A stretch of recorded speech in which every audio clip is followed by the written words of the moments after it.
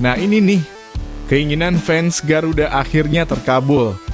Tepat tadi malam, Indra Syafri resmi dipecat. Kira-kira siapa ya penggantinya? Ini dia info mengejutkannya. Sungguh tak terduga, naturalisasi Emil Audero bikin kejutkan FIFA. Ini dia reaksi FIFA usai Emil Audero dinaturalisasi.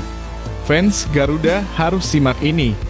Yang pasti bikin kalian terkejut saat mendengarnya. Wah wah wah, kedatangan 3 pemain top Eropa. 3 pemain timnas Indonesia era Shin Tae-yong terancam dicoret. Kira-kira siapa sajakah mereka? Begini info lengkapnya. Wah wah wah, ada apa ini? PSSI tiba-tiba kerjasama dengan TikTok. Kira-kira kerjasama apa ya? Yuk saksikan beritanya hingga selesai.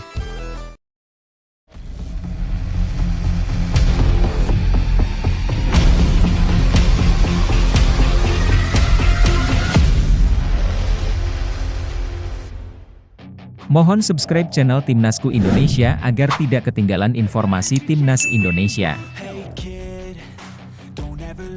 Reaksi FIFA usai Emil Audero resmi akan dinaturalisasi Timnas Indonesia. Respon mengejutkan datang dari induk organisasi sepak bola dunia (FIFA) setelah Emil Audero resmi akan dinaturalisasi untuk memperkuat Timnas Indonesia. FIFA bahkan sampai menyinggung 2 klub raksasa Serie A Italia, yakni Inter Milan dan Juventus, dalam unggahan di akun Instagram resminya. Seperti yang sudah diumumkan oleh Ketua Umum PSSI, Erick Thohir, Emil Audero kini sedang dalam proses naturalisasi bersama 2 pemain keturunan lainnya, Joey Pelupessy dan Dan James. Kiper yang saat ini bermain untuk Palermo sebagai pemain pinjaman dari Como itu diharapkan bisa segera bergabung dengan skuad Garuda untuk memperkuat sektor penjaga gawang. Ada beberapa posisi yang kita lihat perlu diperkuat, salah satunya adalah kiper. Alhamdulillah setelah proses dan diskusi panjang, Emilio Audero Mulyadi kini dalam tahap akhir naturalisasi, ungkap Erick Thohir di GBK Arena, Senayan, Jakarta pada Sabtu 22 Februari 2025. Ia menambahkan bahwa proses naturalisasi Emil Audero dan 2 pemain lainnya ditargetkan selesai secepat mungkin agar mereka bisa membela Timnas Indonesia dalam lanjutan kualifikasi Piala Dunia 2026 Zona Asia Grup C. Indonesia dijadwalkan akan menghadapi Australia dan Bahrain pada 20 serta 25 Maret 2025 mendatang. Sebelum resmi memperkuat Timnas Indonesia, Emil Audero sudah mendapat sorotan dari FIFA. Dalam unggahan di akun Instagram @FIFA_ClubWorldCup, FIFA mengunggah foto Emil Audero dengan seragam 2 klub besar Italia yang pernah dibelanya, yaitu Inter Milan dan Juventus. Kala Emil Audero berseragam Inter Milan dan Juventus, tulis FIFA dalam unggahan tersebut Minggu 23 Februari 2025. FIFA bukan tanpa alasan menyinggung kedua klub tersebut. Emil Audero merupakan jebolan akademi Juventus dan bahkan sempat menjalani debut bersama tim senior Bianconeri pada Juli 2015.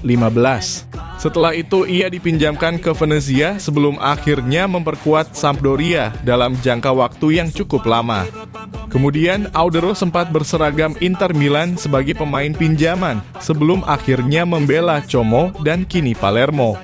Reaksi FIFA terhadap naturalisasi Emil Audero ini tentu saja menjadi perhatian besar bagi publik sepak bola. Apalagi Indonesia terus memperkuat skuadnya dengan mendatangkan pemain-pemain keturunan yang memiliki pengalaman di Liga Top Eropa. Menarik untuk dinantikan bagaimana penampilan Emil Audero bersama Timnas Indonesia jika proses naturalisasinya berjalan lancar. Apakah kehadiran Audero akan membuat lini pertahanan Garuda semakin solid? Bagaimana pendapat kalian tentang keputusan ini? Tuliskan opini kalian di kolom komentar.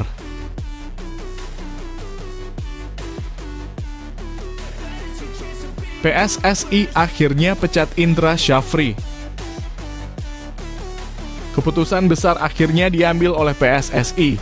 Indra Syafri resmi tidak lagi menjabat sebagai pelatih kepala Timnas Indonesia U20 setelah hasil mengecewakan di Piala Asia U20 2025. Pengumuman ini disampaikan langsung oleh Ketua Umum PSSI, Erick Thohir, dalam konferensi pers di Jakarta pada Minggu 23 Februari.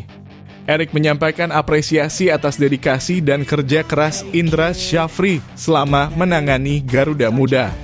Ia mengakui bahwa di bawah kepemimpinan Indra, Timnas U20 sempat meraih prestasi membanggakan, termasuk gelar juara AFF U19 2024 serta keberhasilan lolos ke Piala Asia U20 2024. Namun hasil yang diraih di turnamen terakhir tidak memenuhi ekspektasi yang diharapkan. Menurut Erik, keputusan ini diambil setelah melalui evaluasi mendalam bersama jajaran PSSI, termasuk Wakil Ketua Umum dan Exco. Pihaknya menegaskan bahwa langkah ini bukan sekadar respons terhadap tekanan publik, tetapi juga bagian dari strategi jangka panjang untuk membangun tim nasional yang lebih kompetitif. PSSI harus berpikir ke depan. Kami ingin memastikan pembinaan pemain muda terus berjalan dengan baik dan dapat menghasilkan generasi emas bagi timnas senior di masa mendatang, ujar Erik. Meski tidak lagi menjadi pelatih, Erik menegaskan bahwa hubungan dengan Indra Syafri tetap baik dan ia masih akan menjadi bagian dari sepak bola Indonesia dalam peran yang berbeda. Kegagalan timnas U20 melaju dari fase grup di Piala Asia U20 2025 menjadi faktor utama dalam keputusan ini. Target untuk menembus 4 besar yang sekaligus menjadi tiket menuju Piala Dunia U20 2025 tidak tercapai. Indra Syafri pun sempat menyatakan kesiapannya untuk bertanggung jawab atas hasil buruk tersebut. Setelah pertandingan terakhir, ia mengungkapkan kesiapannya untuk mundur jika memang dianggap tidak lagi cocok menangani timnas U20. Evaluasi pun dilakukan oleh PSSI hingga akhirnya keputusan ini resmi diumumkan. Dengan berakhirnya era Indra Syafri di timnas U20, kini muncul pertanyaan besar, siapa yang akan menggantikan posisinya? PSSI sendiri telah memastikan bahwa mereka akan segera mencari sosok yang tepat untuk menangani Garuda Muda dan membawa tim ke level yang lebih tinggi. Keputusan ini tentu menuai beragam reaksi dari publik. Ada yang merasa lega karena menganggap ini sebagai langkah maju bagi timnas U20. Namun ada juga yang menilai Indra masih layak diberikan kesempatan lebih. Bagaimana menurut kalian? Apakah ini keputusan yang tepat? Siapa sosok yang paling pantas menggantikan Indra Syafri? Tulis pendapat kalian di kolom komentar.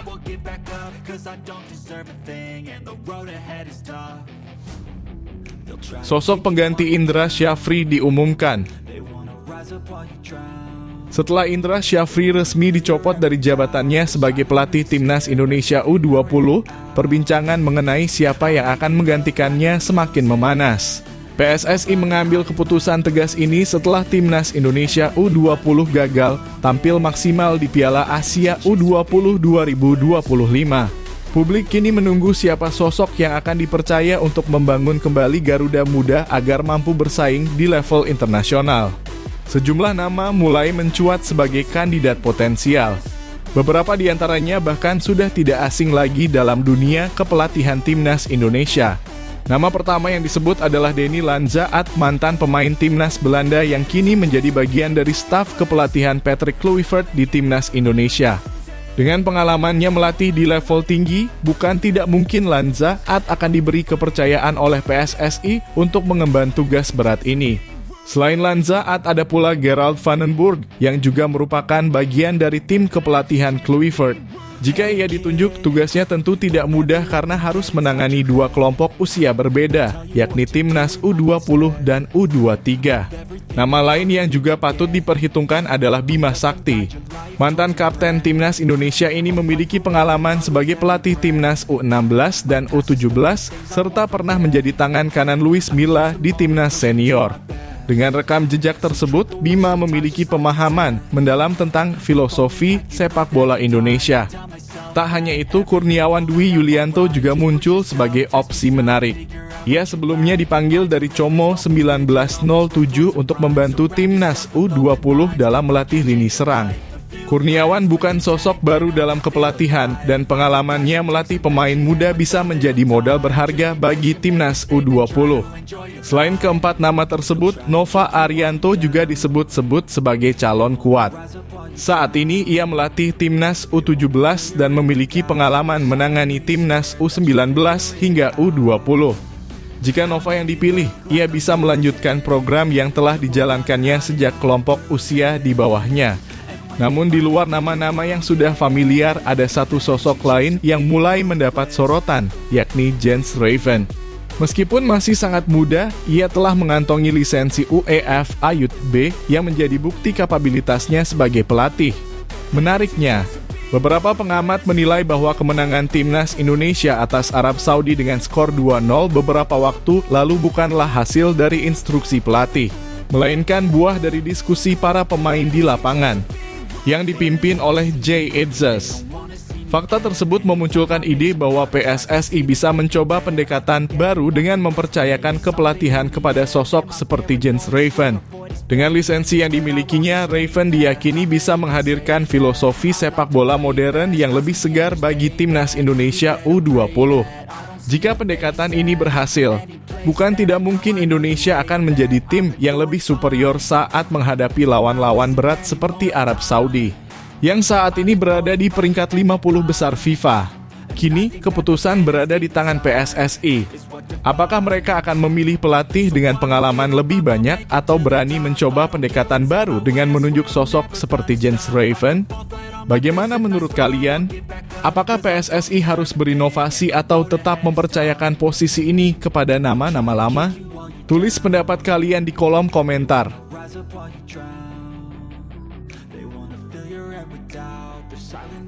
Patrick Kluivert coret 3 pemain timnas Indonesia di era Shin Tae-yong. Timnas Indonesia di bawah asuhan Patrick Kluivert akan mengalami perubahan besar dalam komposisi skuadnya jelang laga kualifikasi Piala Dunia 2026 melawan Australia dan Bahrain. Kehadiran 3 pemain keturunan yang baru saja menyelesaikan proses naturalisasi menjadi faktor utama di balik keputusan mengejutkan sang pelatih. Ketua Umum PSSI Erick Thohir telah memastikan bahwa Emil Audero, Joey Pelupes, dan Dean James akan segera bergabung dengan timnas Indonesia setelah proses naturalisasi mereka rampung.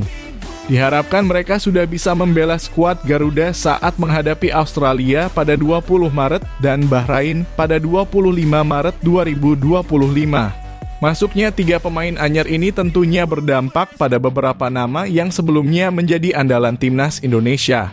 Kabar beredar bahwa Kluivert telah mencoret 3 pemain yang sebelumnya mendapatkan kepercayaan penuh dari Shin Tae-yong. Salah satu nama yang terancam tersisih adalah Nathan Chu-aon. Gelandang yang kini membela Swansea City itu dikabarkan tidak masuk dalam rencana utama Kluivert. Sebagai gantinya, Joey Pelupes diprediksi akan mengisi pos lini tengah. Pemain berusia 31 tahun yang saat ini bermain untuk Lommel SK di Belgia itu memiliki pengalaman luas, termasuk sebagai kapten Heracles Almelo di Eredivisie. Persaingan di posisi fullback kiri juga semakin ketat dengan hadirnya Dean James. Pemain yang kini membela Go Ahead Eagles ini tampil impresif di Eredivisie dengan 1 gol dan 2 assist dari 17 pertandingan musim ini. Kehadirannya disebut-sebut membuat posisi Saina Patinama semakin terancam. Pasalnya, Patinama yang kini bermain di Liga 2 Belgia bersama KAS Open belum mampu menunjukkan performa yang stabil. Di sektor penjaga gawang, Patrick Kluivert tampaknya tidak ingin mengambil risiko. Emil Audero yang berkarier di Serie A Italia bersama Sampdoria diproyeksikan sebagai kiper utama timnas Indonesia. Dengan pengalaman bermain di level tertinggi Eropa, ia berpotensi menggantikan Hernando Ari yang sebelumnya menjadi pilihan utama.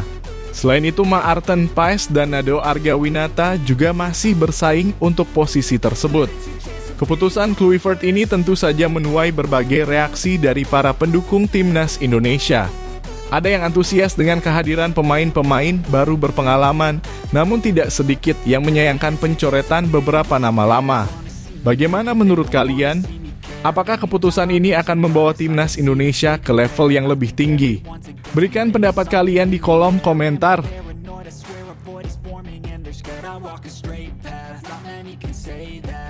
Striker naturalisasi timnas Indonesia kirim kode ke Patrick Kluivert. Striker naturalisasi Ilija Spasojevic memberikan sinyal kuat kepada pelatih anyar timnas Indonesia, Patrick Kluivert, bahwa dirinya siap kembali membela skuad Garuda jika diberikan kesempatan. Pemain yang telah menjadi warga negara Indonesia dalam kurung WNI sejak 2017 ini menegaskan bahwa meski usianya tidak lagi muda, ia masih bisa memberikan kontribusi penting di lapangan. Sejak terakhir kali membela timnas Indonesia pada Piala AFF 2022, Spaso tak lagi mendapatkan panggilan dari Shin Tae-yong. Namun dengan bergantinya nahkoda ke Patrick Kluivert, peluang bagi pemain berusia 37 tahun ini untuk kembali mengenakan seragam merah putih kembali terbuka. Spaso menegaskan bahwa ia selalu siap jika tenaganya dibutuhkan oleh pelatih asal Belanda tersebut. "Ya, saya selalu siap," kata Spasojevic saat ditemui awak media di Jakarta. Ia menyadari bahwa faktor usia bisa menjadi pertimbangan bagi pelatih, tetapi dirinya yakin masih mampu memberikan dampak signifikan, terutama ketika diturunkan dalam 20 hingga 30 menit terakhir pertandingan. Menurutnya, pengalaman serta ketajamannya di depan gawang bisa menjadi nilai tambah bagi timnas Indonesia dalam menghadapi lawan-lawan kuat di putaran ketiga kualifikasi Piala Dunia 2026 zona Asia. Timnas Indonesia akan menghadapi tantangan berat melawan Australia pada 20 Maret 2025 di Sydney Football Stadium. Setelah itu mereka akan menjamu Bahrain di Stadion Utama Gelora Bung Karno 5 hari kemudian. Dua pertandingan ini sangat krusial bagi peluang Indonesia melangkah lebih jauh di kualifikasi. Spasojevic yakin bahwa timnas Indonesia memiliki peluang besar untuk mencuri poin, terutama dengan kondisi beberapa pemain andalan Australia yang dikabarkan mengalami cedera. Mantan striker Bali United itu juga memberikan dukungan penuh kepada para pemain yang kini mengisi skuad timnas Indonesia. Ia optimistis bahwa dengan kombinasi pemain muda berbakat dan beberapa wajah baru yang akan bergabung, Garuda bisa memberikan kejutan di kualifikasi kali ini. Menariknya, kode yang dikirim Spaso ini memunculkan perdebatan di kalangan pecinta sepak bola Indonesia. Banyak yang setuju bahwa pengalamannya bisa menjadi aset berharga, terutama untuk mengisi peran sebagai super sub di menit-menit akhir pertandingan. Namun tidak sedikit pula yang menilai bahwa timnas Indonesia perlu fokus pada regenerasi dengan memberikan kesempatan kepada striker-striker muda yang sedang naik daun. Bagaimana menurut kalian? Apakah Patrick Kluivert sebaiknya memberikan kesempatan kepada Ilija Spasojevic atau sebaiknya fokus pada pemain-pemain yang lebih muda? Tulis pendapat kalian di kolom komentar.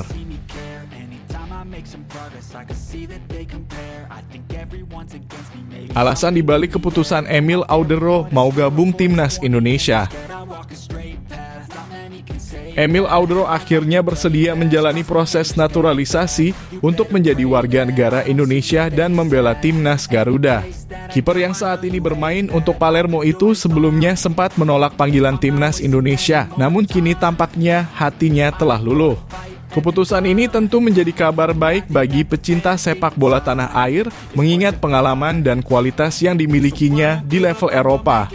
Ketua Umum PSSI Erick Thohir secara resmi mengumumkan bahwa Emil Audero masuk dalam daftar pemain yang akan memperkuat timnas Indonesia dalam waktu dekat. Dalam konferensi pers di Jakarta pada Februari 2025, Erick menjelaskan bahwa keputusan ini diambil untuk memperkuat sektor penjaga gawang. Saat ini timnas Indonesia sudah memiliki Maarten Paes yang tampil luar biasa di FC Dallas, namun persaingan di posisi kiper tetap diperlukan agar skuad semakin kompetitif. Menurut Erick, perekrutan Emil Audero bukan hanya untuk menambah kedalaman skuad, tetapi juga sebagai langkah antisipasi jika terjadi hal-hal tak terduga seperti cedera pada kiper utama.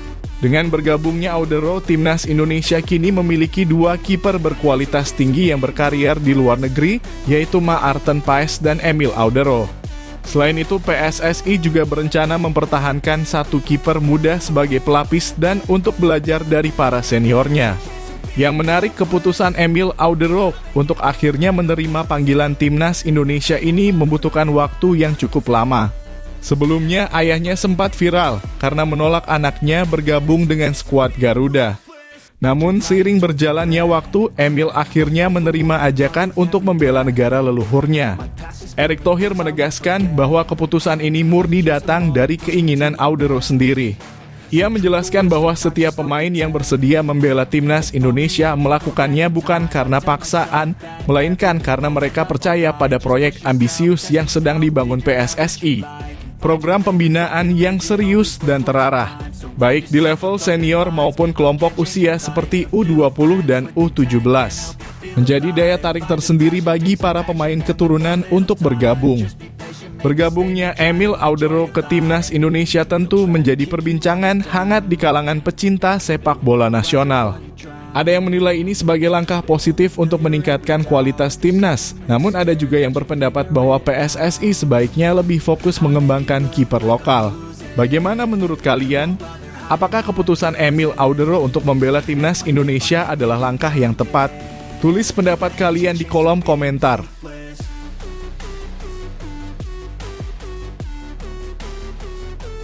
Witan terancam dicoret dari timnas Indonesia. Witan Sulaiman, salah satu pemain muda berbakat Indonesia, kini berada dalam situasi yang tidak menguntungkan. Setelah beberapa tahun menjadi andalan timnas Indonesia, posisinya kini mulai terancam, terutama setelah minimnya menit bermain yang ia dapatkan di Persija Jakarta. Musim ini, Witan tidak mendapatkan banyak kesempatan untuk tampil sebagai starter. Dari 20 pertandingan yang ia mainkan, hanya 7 kali ia turun sejak menit awal, sementara sisanya datang dari bangku cadangan. Performanya pun dinilai kurang memuaskan dengan hanya mencetak 4 gol sepanjang musim. Kurangnya menit bermain tentu berpengaruh besar terhadap performa dan kepercayaan dirinya.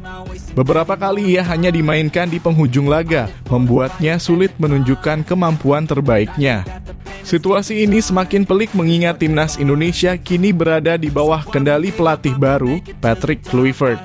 Berbeda dengan Sintayong yang masih memberikan kesempatan bagi pemain meski minim menit bermain di klub, Kluivert memiliki pendekatan yang lebih ketat. Sejak awal ia menegaskan bahwa pemain yang tidak mendapat kesempatan reguler di klub akan sulit mempertahankan kebugaran dan performa optimal. Artinya, Witan harus segera memperbaiki situasinya jika masih ingin dipanggil ke timnas. Di sisi lain, persaingan di lini serang semakin ketat. Egy Maulana Fikri yang kini tampil gemilang bersama Dewa United semakin mengancam posisi Witan. Tak hanya itu, ancaman lebih besar datang dari pemain keturunan yang baru saja menyelesaikan proses naturalisasi, Ole Romenyi. Ole Romenyi yang bermain di posisi yang sama dengan Witan menunjukkan performa yang sangat impresif bersama klubnya. Dengan gaya bermain yang agresif dan kemampuan mencetak gol yang lebih baik, ia bisa menjadi pilihan utama bagi Kluivert di lini serang timnas Indonesia. Jika Romenyi benar-benar dipanggil, maka peluang Witan untuk masuk skuad Garuda bisa semakin mengecil. Meski berada dalam situasi sulit, bukan berarti peluang Witan sudah habis. Ia masih memiliki potensi besar untuk bangkit dan kembali merebut tempatnya di timnas. Namun itu semua tergantung pada bagaimana ia bisa membuktikan diri di level klub. Lalu bagaimana menurut kalian? Apakah Witan Sulaiman masih layak dipertahankan di timnas Indonesia? Atau sudah saatnya Ole Romenyi mengambil alih perannya? Tulis pendapat kalian di kolom komentar.